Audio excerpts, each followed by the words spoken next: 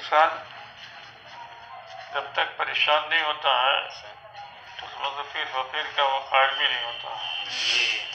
جب پریشانی سے گزرتا ہے تبھی اس کو پیر یاد آتے ہیں.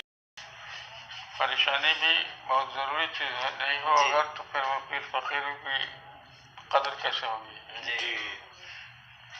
جی ہم کہتے ہیں کہ ایک انسان کو اگر پیاس کی شدت نہ ہو تو پانی کا مزہ کیا ہے، پانی کا کیا لطف ہے. جب پیاس کی شدت ہو تو اس وقت میں پانی کی قدر اور پانی کا مزے کا احساس ہوگا. علماء کی پیاس کی شدت میں مبتلا کرنے کا فلسفہ یہ ہے کہ تاکہ تم پانی کی قدر سمجھو.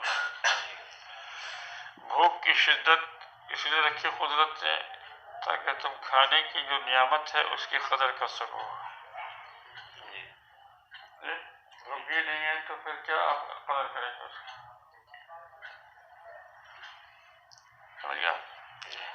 تو انسان جب تک پریشانی میں نہیں گرتا اس وقت تک کسی بھی اللہ کی نعمت کی قدر کا تصور بھی ان کے پاس نہیں ہوتا ہے. تو اللہ تعالیٰ اپنی نعمتوں کا قدر کرانے کے لیے بھی پریشانی میں ڈالتا ہے. اپنے نیک بندوں کی قدر کرانے کے لیے بھی انسان کو مبتلا کر دیتا ہے. خواجہ کے دربار میں اتنی بھیڑ کیوں لگ رہی ہے؟ اسی لیے کہ لوگ پریشان ہو جاتے ہیں.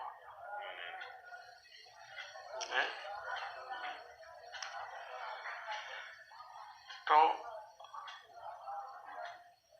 قدر نعمت کی قدر کرنے کے لیے بھی اللہ تعالیٰ انسان کو مبتلا مصیبت کر دیتا ہے.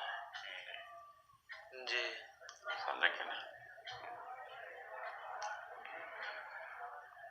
بڑی حکمتیں ہیں اللہ تعالیٰ کی جن کو بندہ نہیں سمجھ پاتا ہے، مگر سوچے تو بہت کچھ ہے. سمجھے؟ اب صحت میں ہے تو صحت کی قدر نہیں کریں گے، بیمار کر دیا. اب بیماری میں جب پریشانی ہوتی ہے تب اس کو صحت کی قدر معلوم ہوتی ہے. ویسے کہا ہے ٹھیک ہے بالکل اللہ کو بھولے ہوئے ہیں، اور جب بیمار ہوں گے تو پھر اللہ کے لیے تو اللہ کی قدرت ہے کہ وہ اپنی نعمتوں کی قدر کراتا ہے. تمہیں صحت ہے، صحت کی قدر کرو، نہیں کرو گے تو بیمار. اب بیماری کے بعد تبھی صحت کی قدر احساس ہو.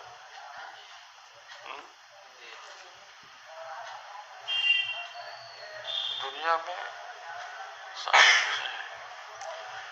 ارشاد الہی ہے کہ وَلَنَبْلُوَنَّكُمْ بِشَيْءٍ مِّنَ الْخَوْفِ وَالْجُوعِ وَنَقْصٍ مِّنَ الْأَمْوَالِ وَالْأَنفُسِ وَالثَّمَرَاتِ. اے ایمان والو، ہم تمہاری تو ضرور آزمائش کریں گے، بھوک پیاس میں ڈال کر کے،